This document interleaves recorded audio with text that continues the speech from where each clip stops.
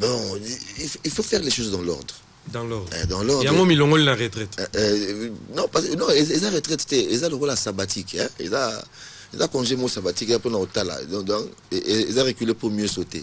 Parce que, franchement, allez, moi, ce hôtel est bien. La musique est belle, étrangère. Écoute, écoute, il va s'installer. Et puis, il ma casse. Donc, ça veut dire que porte-moi est ouverte dans la musique. Il faut qu'un moment. So, poso bendi penda film bien temps ba faire ça qui va ni donc OK na matonge penda qui ba bina ma côté mususu ya musique penda ya anglais dans ma précision mon cause là que donc dans mikolo ya donc on a occupé ma place mo boy na centre ville pour na to commémorer baba plaisir wana wenge donc on obeta banzemba wenge akala donc pendant un petit temps to obeta ngo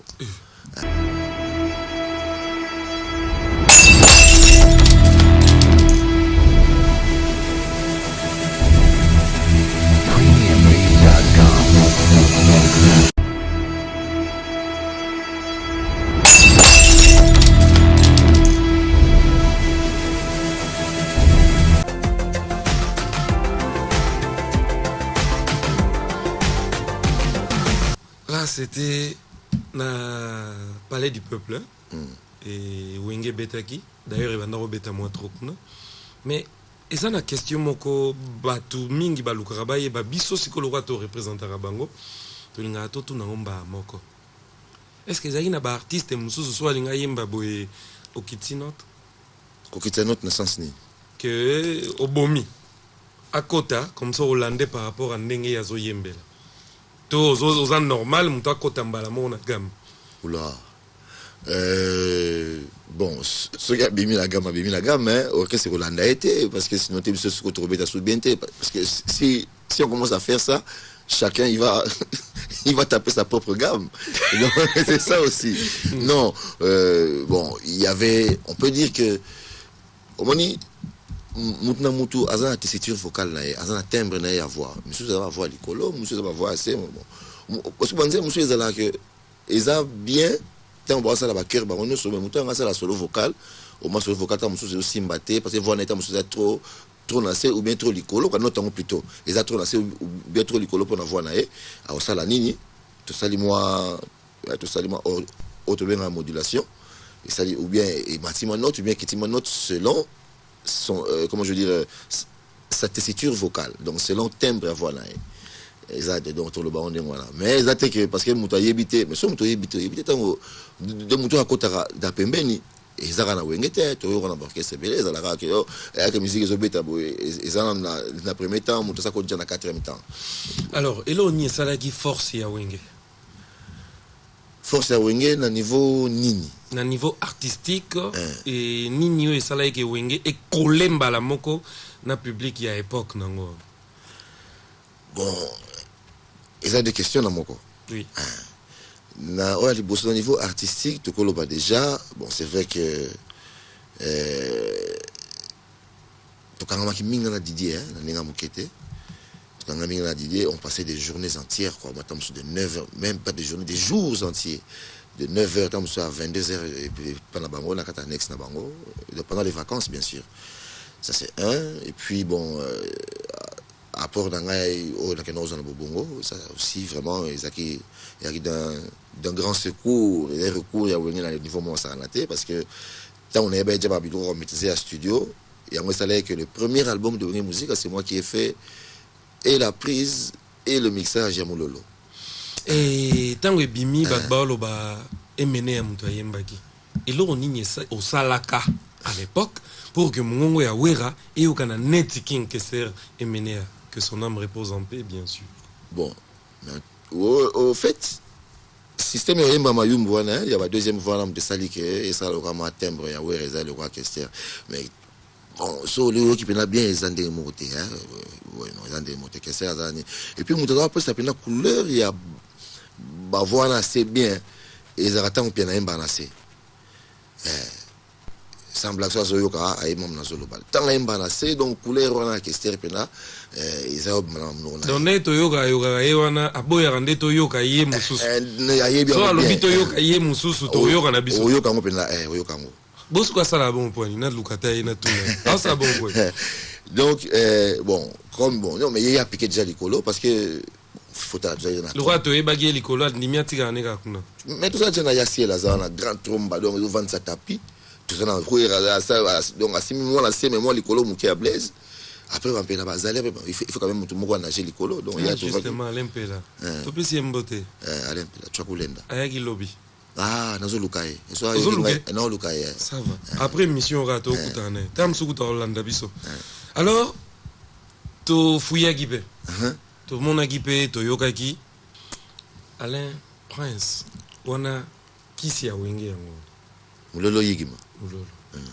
Pourtant wana ba makambo musu ezo salama ba ko uta boy ko zonga ezo salama elokote. Tango mulolo bimi eloko mususu. Alors na coulisse. Et loko nini salamaki pour mulolo ezwa succès wana et en plus nzembo gimbal. Mais auteur compositeur nango. Ah, oseki. Non, si ma mulolo. Auteur compositeur nango Jibempia. Bosala nini na c'est bon, il faut pas oublier que nakati nzembo wana ezaka refrain mulolo te hein. Tu vois, le Moulolo est un chant populaire, sûrement, et le Moine, voilà. On a habité dans ta bande de terre. Nakuta Kiango, Namona, on a qui quitte, même la chanson, la chanson chrétienne. Nakuta, on a mboka, mon frère. Ngabi, oh, mais nzembo na kinshasa nzembo na nyoyo. Ça, oh, te nzembo na biso. Mais ali association wana ya akumali o jibe ya salaki na Moulolo nde salaki association nzembo ko. Vous comprenez? Donc, on dirait Kamulangu. Et si vous Kamulangu, il y a moi parti, mon a quatre refrains, mais vous avez le bonhomme, vous avez un série liboso. Voilà quoi. Donc, ils ont la carte, voilà. Mais donc, parce que pour la Moulouba a composé Kimbala, c'est quand même un peu bizarre, ça c'est vrai. À moins qu'avant d'Arikuna. C'est ça. Voilà, mais bon. En tout cas, et c'est un succès pour Annie. Poigny. Est-ce que maintenant, il y a un succès parce que ça a eu succès, c'est tout. Et au regret de la jeunesse, non?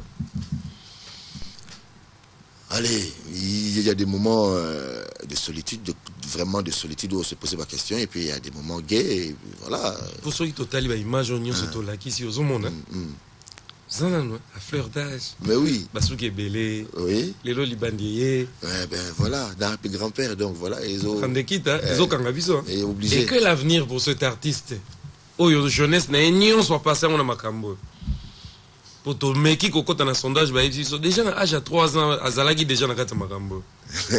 Alors, si quoi, avenir, pendant les artistes, Oyo, Asali, Makambo, Nyonso, et quoi, Zalani? Avenir et artiste, Asali, Makambo, se fait continuer à l'art parce qu'il y a un carriériste. Je ne fais que ça. Donc, je ne peux pas faire là maintenant comme je prends comme maçon, comme peintre, donc moi été. Donc, il faut la continuer à l'art. Mais la course à la d'une manière autre que dans la Liboso, au lieu de tout le temps sur scène. Je ne dis pas qu'il y a Kimi scène, non, c'est quand même. D'ailleurs, moi, précisément, donc, dans Mikolo, on a occupé ma place Moroboé, dans le centre-ville, pour tout commémorer le plaisir wana wenge dont on obet abanzemba wenge akala donc pendant un petit temps tu obet tango wana na ba musicien mususu ouais. Wana toloba osali likambo Jean-Pierre Réal à lobby. Kasi lobby a dévancé ngat. Merci beaucoup pour na secret oyo outro bimsa sikoyo mais toyoka kipe li solo à label. Est-ce que c'est vrai? Label, il faut ça là parce que toyoka ki Sonor Esperel. Soko bomba ki biso toyoka ki wana. Sonor Esperel. Sonor. Non, Sonor Esperel et ça bon au fait eza qui n'attend pas liboso que comme on attend liboso et comme langai mais ndenge to yoka ntina na bato to zaki na bango liboso bon le gars na bouliste na tia pour mususu mais là-bas les autres continuent. OK.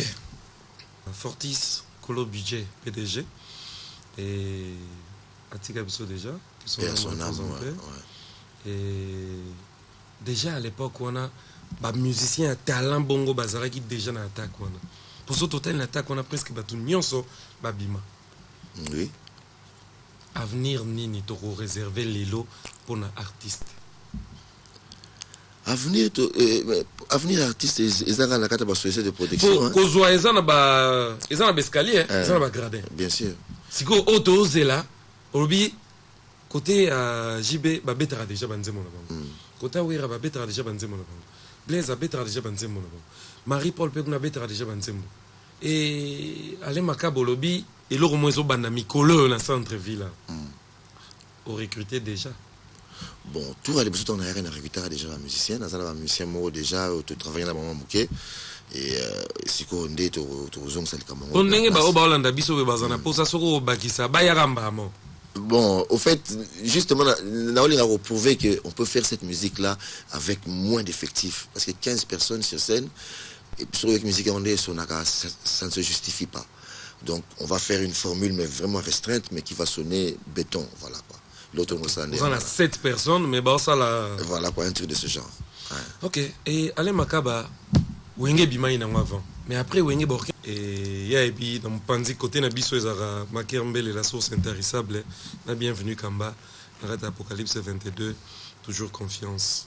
Bosso Kito pendant Chala, Babo Nane Angoyo, déclarant Galou Narate Kinshasa Bambote Beli. Orchestre Oyo Tangue Bandagi Ozagi no Soute. Na Roloba, Ozwagi déjà retraite non anticipée. Bien que Kendagi na poto, Sali Wake Up. Mais il a la retraite déjà. Ozagi na retraite. Osali Wake Ozagi ne Bandeli Wake Up. Et comme il Wake Up. Et au travailler. Et au sali album na yo. Au sali. Mabaramnyo so rosa là. Mais oui, Ozonga lelo ale makaba. Tokoloba. Na bateau ba la biso. Soki ba moni ale makaba ba koloba nini na slogan oyo bino moko bana wenge boyaki nango ya rendez-vous na kitata rende kita ba koloba ni ale makaba artiste toujours oui sans groupe bientôt il aura un groupe mais ba production bon il faut faire les choses dans l'ordre dans l'ordre il y a mon milongo la retraite non parce que non ils a retraite ils a le rôle sabbatique hein ils a congé mon sabbatique un peu dans l'hôtel là donc ils ont reculé pour mieux sauter parce que franchement allez moi ce hôtel est bien la musique est belle étrangère écoute n'importe quoi soit écoute et Vandi peut s'installer et binami makasi donc ça veut dire que porte moi est ouverte dans la musique na biso il faut kangango so poso bendi pe na film bien temps ba faire ça qui bani donc et OK na matonge pe no yaki ba bina ma côté mususu ya musique pe na ya anglais na matonge ça la maté mais c'est quoi impossible bon c'est vrai qu'avec l'information avec ma frontière de voyager mingi et cause possible mais à niveau penda c'est un peu inquiétant donc faut qu'on apporte un noki quoi faut biso artiste congolais à tous les niveaux dans art musical à tous les niveaux faut tous ça là ils ont un niveau nango mais ils ont à comment au moment où tous sentir unité dernièrement tout le monde na Sokoda tout le monde a commenté est-ce que va être divisé. Or, il y a un monde qui fallait à la force moko boya ba artiste et pour y a un monde besoin na mbongo ya ba artiste et ça là que ba artiste y a na base à la force pose à la macasse il faut à peine à pécunia. Les Camerounais sont frustrants hein, ils sont frustrants, ça fait peur hein, de voir ces images là et ça c'est déconcertant, c'est consternant. Donc et ça vraiment non c'est un qualificatif parce que au sentiment maintenant que oui il y a un désordre total parce que ah bon allez donc même si même quoi et tout mais Bissot il y a quand même famille d'artistes quoi donc il fallait artistes je parle des artistes pas seulement les musiciens parce que les artistes en général car ce côté ils ont un créateur nyoso il y a esprit tu vois donc il fallait aller déjà on travaille avec l'esprit. Donc, il faut te démontrer maturité, mon goût, n'a pas agissement, n'a pas respect à texte, n'a pas respect à l'institution, n'a pas allez, je n'arrive pas à comprendre. Ok, Alain, nous sommes arrivés à la fin de cette émission. Ouais. Juste un mot pour que tu clôtures. Bah, que bientôt, na Fidéli, à la Mingité, na centre-ville. Pour démarrer le Moroana. C'est pas Fidéline Moussad. Ok. Nzela wana mkewana et puis ça kota wana kala. Voilà. Donc tu démarrer makamwana et puis donc na remercier Batonio sur bazo soutenir au bas soutenir projet parce que projet ezali bon avant d'avoir temps à bazoter mais c'est qu'on appelle ça vraiment valeur na bango de battre soutenir projet bazali donc Nova donc Patrick Bamouli sur la émission salut Jackie Chinja, tout ça. Ok. Bazali, Moutenanga, toujours de tous les temps, de tous les jours. Donc, dans un abattoir, belé, mais oh, nous sommes d'une manière, parce que la monnaie qui est à sauter, mon attend, réalité.